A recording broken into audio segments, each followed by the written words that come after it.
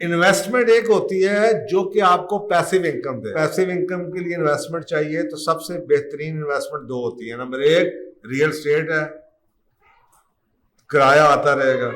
Number दो आपकी वो इन्वेस्टमेंट जो आप अपनी जात पे लगाते हैं। आप रिसेशन में बेची हुई कोई चीज उस कीमत पे आधी भी आपको रिसेशन के बाद नहीं मिलेगी। Have cash in hand so there is no liquidity crunch and then you are बादशाह। इन्वेस्टमेंट एक होती है जो कि आपको पैसिव इनकम दे। अब ये डिपेंड करता है कि आपका अपना रिटायरमेंट का प्लान क्या है, आपका अपना सेफ्टी का प्लान क्या है, आपका अपनी वेल्थ का प्लान क्या है। अगर तो आप जॉब कर रहे हैं तो आपको शायद पैसिव इनकम नहीं चाहिए। अगर आपने चेंज करनी है जॉब, इसको छोड़ देना, तो फिर आप कहते हैं कि चले यार मुझे रिटायरमेंट में कहीं ना कहीं से इनकम आती रहे। तो फिर अगर आपको पैसिव इनकम के लिए इन्वेस्टमेंट चाहिए तो सबसे बेहतरीन इन्वेस्टमेंट दो होती है। नंबर एक रियल एस्टेट है, किराया आता रहेगा। नंबर दो आपकी वो इन्वेस्टमेंट जो आप अपनी जात पे लगाते हैं कि मैंने ये सीख लिया, मैंने ये कोर्स कर लिया, मैं कहीं जाके लेक्चर दे आऊँगा किसी यूनिवर्सिटी में तो मुझे इतने पैसे मिल जाएंगे, मैं किताब लिख दूंगा तो मुझे रॉयल्टी आती रहेगी, मुझे कोई ना कोई लेक्चर पे बुला दिया करेगा, मैं नेट पे बैठ के जनाब कोई यूट्यूब पे वीडियो बना दिया करूंगा। वो इन्वेस्टमेंट जो अपनी अपनी जात पे की है, पैसिव इनकम इससे बेहतर और कोई नहीं हो सकती। ये दो चीजें। पैसिव इनकम के अंदर स्टॉक्स नहीं आते, ना ही बॉन्ड्स आते हैं, क्योंकि ये आपको परमानेंट इनकम नहीं देते। ठीक है। दूसरी इन्वेस्टमेंट होती है जो कि ग्रो करे आपकी वेल्थ को। Investment that grows your wealth. अब डिपेंड करता है आप जिंदगी की किस स्टेज में हैं। अगर आप 30s में हैं, 40s में हैं, तो शायद आपका दिल करे कि आपकी इन्वेस्टमेंट ग्रो कर जाए।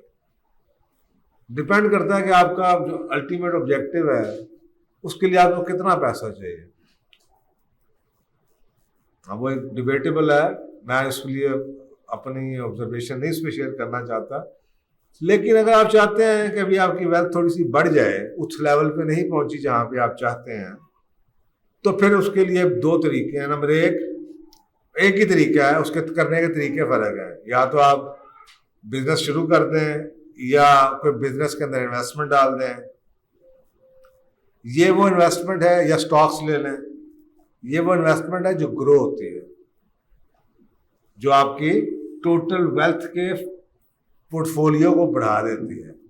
ये जैसे वॉरेन बफेट है कि उसने जो चीज मिलियंस की ली थी आज वो बिलियंस की है वक्त के साथ, उसकी वेल्थ ग्रो कर चुकी। तो इसके अंदर यही तरीके हैं बिजनेस, या ये एक ही है बेसिकली बिजनेस है, क्योंकि स्टॉक में तो बिजनेस ही है ना। आप किसी कंपनी के शेयर्स खरीद रहे हैं, किसी कंपनी की ओनरशिप की एक परसेंटेज खरीदते हैं, तो ये ग्रो करने का तरीका ये है। तीसरा ये है वो इनकम जो आपकी पैसे की वैल्यू को प्रोटेक्ट कर सके। The investment that can protect your money. You have extra cash, क्या करूं, बैंक में रख दूं, माइनस होंगे। तो ये कमोडिटीज की का बेसिकली कॉन्सेप्ट है। एक्स्ट्रा पैसे आ जाए, ये वो कॉन्सेप्ट है जो जमींदार करता है। फसल बेची, कुछ पैसे बच गए, बैंक अकाउंट है नहीं, आंधे आंधे बकरी का बच्चा लाया ना। Are you getting the point? ये वो चीज है, something which can keep your income protected to its original value. ये तीन डिफरेंट तरह की इन्वेस्टमेंट्स होती है और ये आपकी लाइफ के ऑब्जेक्टिव्स और एज के साथ इनका ताल्लुक है। स्ट्रेट से इसका अगर आप मुझसे ये पूछे सोना लाइए, बिटकॉइन लाइए, बिटकॉइन लाइए, प्रॉपर्टी लाइए, मैं इसका जवाब नहीं दे सकता। तीनों का मकसद फर्क है, सब्जेक्ट। क्योंकि real estate is the best for the passive income. एक तरफ आपकी इन्वेस्टमेंट बढ़ती चली जा रही है, ऊपर से आपको किराया आता जा रहा है, मजा करें। सही है। तो ये तीन तरह की इन्वेस्टमेंट्स होती हैं और तीन तरीके हैं अपनी इन्वेस्टमेंट को बचाने के लिए रिसेशन में, अगर आपके पास ऑलरेडी मौजूद है। नंबर एक, avoid selling investment. Holding power नहीं बेचनी जी, मैंने नहीं बेचना, मैंने नहीं बेचना। पड़े हैं लोग आपको रोज फोन कर रहे हैं, नुकसान हो रहा है, स्टॉक नीचे जा रहा है, बेच दो, नहीं बेचना। सोना पड़ा हो नहीं बेचना, घर पड़ा प्लॉट पड़ा नहीं बेचना। लेकिन ये लग्जरी वही अफोर्ड कर सकते हैं जिनके पास लिक्विडिटी कैश फ्लो मौजूद है। तो सबसे पहला तरीका ये है, क्योंकि हमेशा रिसेशन के अंदर जब आप बेचेंगे नुकसान उठाएंगे, और आपको पता है कि रिसेशन आज नहीं कल नहीं खत्म ही होना है, और जब भी रिसेशन खत्म होगा इसने ऊपर ही जाना है। आप रिसेशन में बेची हुई कोई चीज उस कीमत पे आधी भी आपको रिसेशन के बाद नहीं मिलेगी, ये बात याद रखें, नहीं मिलेगी। तो जब आपको पता है ये चीज आपको मिलनी ही नहीं, दोबारा बेचने की जरूरत क्या, वही बेचेगा जो मजबूर है। Number 2, have cash in hand. क्योंकि अगर आपके पास कैश इन हैंड है ना, तो जैसे आपको सोना नीचे जाता हो नजर आ रहा है, या नहीं होगा। इस दौर में वही लोग चीजें बेचते हैं जिनको लिक्विडिटी क्रंच आ जाता है। एसेट सिर्फ वो बंदा बेचता है। Have cash in hand so there is no liquidity crunch, and then you are बादशाह। Hold on.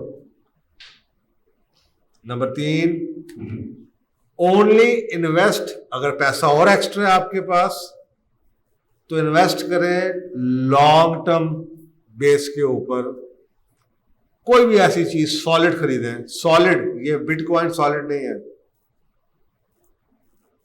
याद रखें। सॉलिड का मतलब है solid, something which you own, which you see, material है।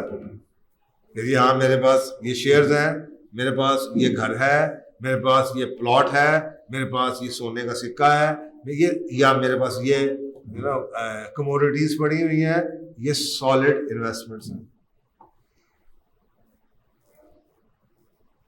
और लॉन्ग टर्म पे करें, क्योंकि रिसेशन में डिप्स आते हैं।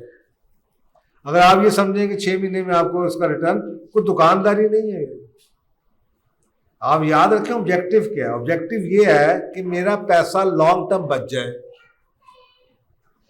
ये नहीं है कि मुझे सुबह महीने बाद से प्रॉफिट हो जाए। तो मुझे पता है कि ये मैंने ले लिया है, ये 10 साल पता इसने नीचे नहीं आना, इसने ऊपर ही जाना है, पड़ा रहने दो। तो क्या जरूरत है। तो अगर लालच में आया और कि जी जल्दी डबल कर दो, जैसे ये अखबारों में इश्तिहार आ रहे होते हैं, तो मैं गया। तो ये बेसिक्स है अपनी इन्वेस्टमेंट को बचाने और बढ़ाने। रिसेशन के दौरान लोग क्या करते हैं, जिन लोगों ने रिसेशन की तैयारी की होती है, अगर आपको लिक्विडिटी का इश्यू आता है तो आपके पास अगर एसेट्स पड़े हुए हैं, दिस इज द टाइम कि आप उस एसेट्स को कुछ ना कुछ, जो अनयूजेबल एसेट्स हैं उनको आप, मैं आपको बता रहा हूँ, मेरे पास इतने सालों से ये कंस्ट्रक्शन हो रही है, हजारों वो होता है ना, काम कराया, सामान आ गया, इतना बच गया, पीछे फेंक दिया। लोहे का काम हो रहा है, ये करते करते करते लोहे के ढेर लगे हुए हैं। आपको पता है आजकल 145 का होगा, यानी कि आप सोचें वो लाखों रुपए का लोहा पड़ा हुआ है। आपको सोचा ना, मैंने अगर ये पैसा मैंने बैंक में रखा होता, समझ रहे, ये है प्रोटेक्शन। कमोडिटीज पे इन्वेस्ट करते हैं, हीरा ले लेंगे, विंटेज आइटम ले लेंगे, रोलेक्स की घड़ी रख रहे, पड़ी रहता यार। भाई एक चीज मैंने फर्ज करें लाख की ली हुई है,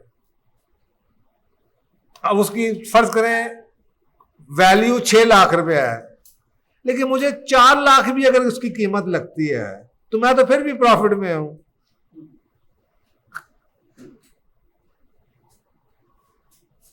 तो कमोडिटी के साथ ये होता है, क्योंकि रुपए की प्राइस और वैल्यू एक है। 100 रुपए का नोट है, 100 रुपए की वैल्यू है, 100 ही उसकी वो है। कमोडिटी की प्राइस फर्क है, वैल्यू फर्क है। मैंने खरीदा 100 का है, ये 200 की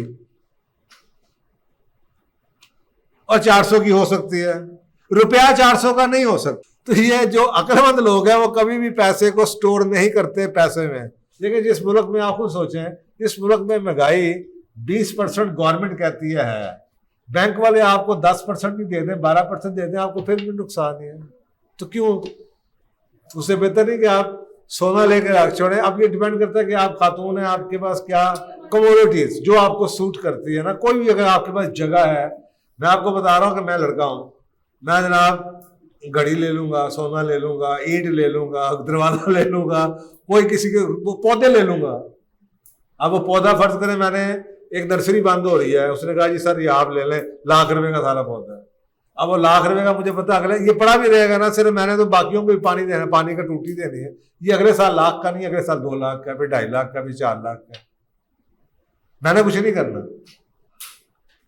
आप सोचे पौधा भी 100% आपको रिटर्न दे देता है। तो फर्ज करें आपको शौक है, आपके पास टाइम है, तो आप ये रख सकती हैं, परिंदे रख सकते हैं। घरों में लोगों ने रखे हुए हैं, इतना बिजनेस है, इतने लोग कमाते हैं इन पैसों से। शुतुरमुर्ग के लोगों ने, मेरे पास यहाँ पे लोग आते हैं शुतुरमुर्ग के लिए कि जी शुतुरमुर्ग रखे हैं, टीके भी हम लगाएंगे, ध्यान भी हम करेंगे, इंश्योरेंस भी है। जिस दिन 2.5 मन का हो जाएगा, उस दिन हम आपसे ₹1,000 किलो के हिसाब से खरीद के ले जाएंगे। आपको इतनी जगह शुतुरमुर्ग रख लें।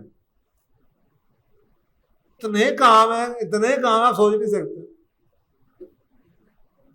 आपको बता रहा हूं कि इतने इतने लोग बर्ड्स के लिए मुझे कहते हैं कि जी बर्ड्स के ये आइडियल जगह आपका फार्म हाउस, यहाँ पे बर्ड्स रख ले तो आपको 2-2.5 लाख रुपए महीने का ऐसे ही मिल जाया करेगा। बर्ड्स के लिए आइडियल जगह, उनकी ब्रीडिंग और उनकी एनवायरनमेंट के हवाले से।